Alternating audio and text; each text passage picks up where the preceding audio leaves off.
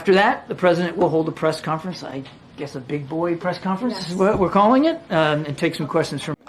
And by the way, you know, I sit on the stand, and it get hot. I got hairy legs that turn blonde in the sun.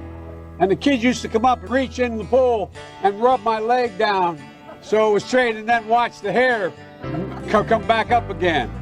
They'd look at it. So I learned about roaches. I learned about kids jumping on my lap.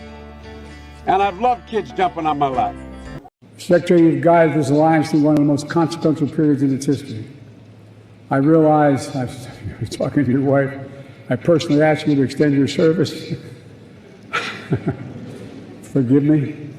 There's been a lot of questions about your schedule and that it's been a little lighter than some of the other candidates. Look at him and look at me and answer the question.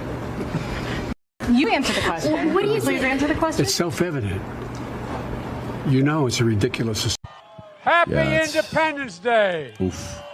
You know, you have that one cousin or relative or friend that you're trying to have around your family, and you're like, dude, just don't open your mouth. And you're always cringing, like, oh my God, he never says the right thing. This is where he's at right now. And this has got nothing to do with him always having been like this, because he was a very good speaker. This is not good news. They got to keep him away from camera as much as possible. It's not Christmas, it's 4th of July. You're saying, ho, ho, ho. That makes no sense. What happens if Kamala Harris is at the top of the ticket? I want to read to you exactly what he said, because he just said it moments ago, so we haven't been able to cut that sound yet. But he says, whatever else can be said about crooked Joe Biden, you have to give him credit for one brilliant decision. Picking Kamala Harris as his vice president was the greatest insurance policy of all time. If Joe had picked someone even halfway competent, they would have bounced him from his office years ago. Not necessary. There shall be no knifing one another. Everybody knows who's in charge.